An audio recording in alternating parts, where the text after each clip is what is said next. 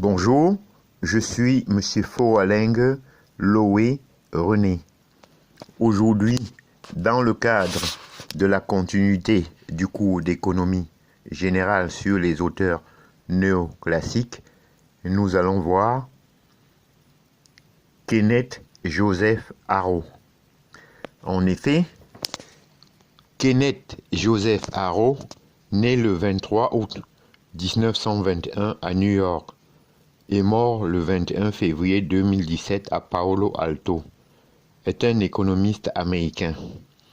Il est co-titulaire avec John Hicks du prix de la Banque de Suède en 1972. Il est considéré comme l'un des fondateurs de l'école néoclassique moderne, c'est-à-dire post-Seconde Guerre mondiale. L'impact des travaux de Kenneth Arrow a été significatif en sciences économiques. Pendant plus de 50 ans, il est un des économistes les plus influents dans cette discipline. Sa notoriété est liée à ses contributions à des domaines variés. La théorie du choix social, en particulier son théorème d'impossibilité. La théorie de la croissance endogène, l'économie de l'information ainsi que la théorie de l'équilibre général. Il a initié en économie le concept de l'apprentissage par l'action, learning by doing. Les individus sur le marché deviennent de plus en plus rationnels en échangeant, car ils apprennent de leurs erreurs, d'où les coordinations possibles.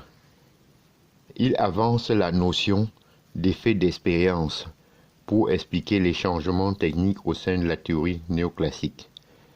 Kenneth Arrow a prouvé mathématiquement la généralité du paradoxe de Condorcet avec son théorème d'impossibilité formulé en 1951 et a ainsi bâti l'un des piliers de la théorie du choix social.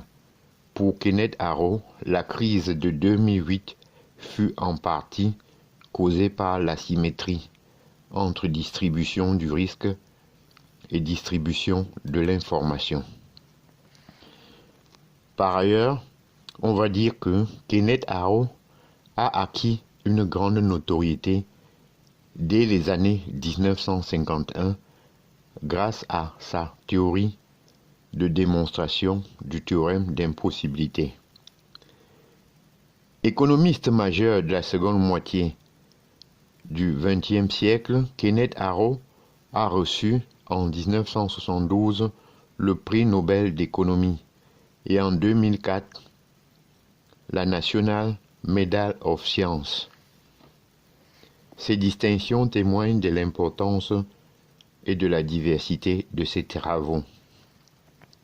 Maintenant, nous allons voir le théorème d'impossibilité d'Arrow.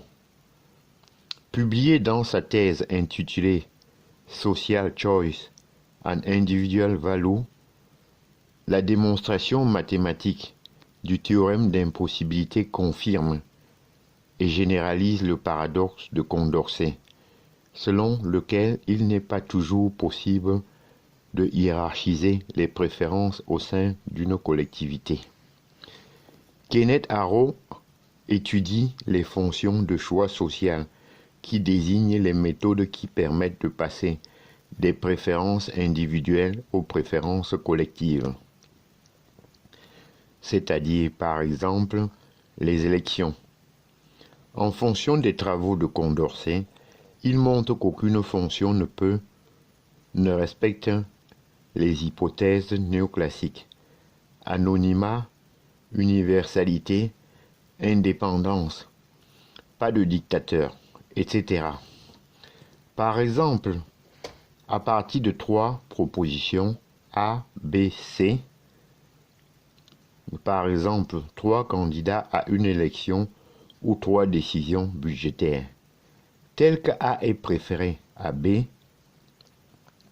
pour certains B à C, pour d'autres, et C à A.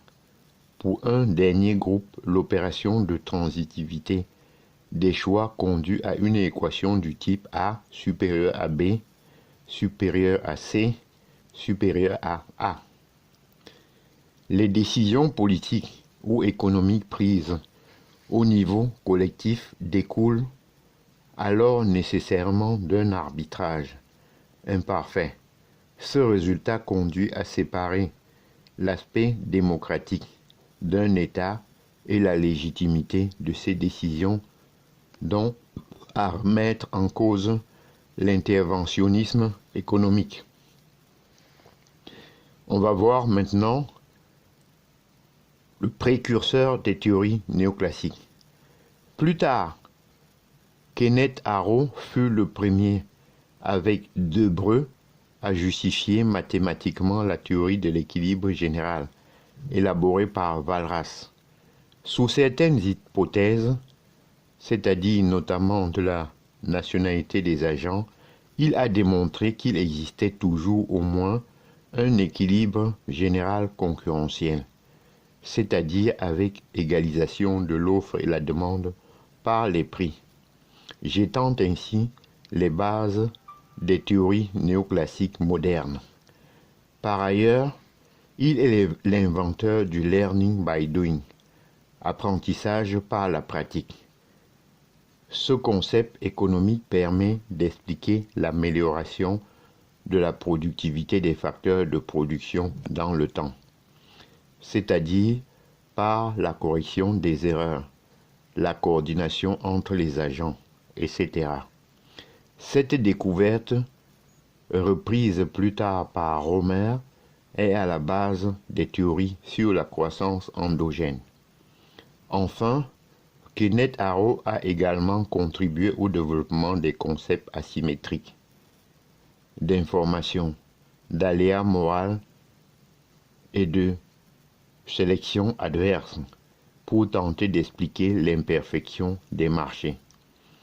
Avec la démonstration du théorème d'impossibilité, Kenneth Arrow a mis en cause la capacité de l'État à répondre aux préférences des citoyens collectivement, ce qui a permis le développement de la théorie des choix publics. Mais sa contribution à l'économie ne se limite pas à ce théorème. Auteur prolifique, Kenneth Arrow s'est intéressé à quasiment tous les aspects de la théorie néoclassique. J'en ai terminé et je vous en remercie.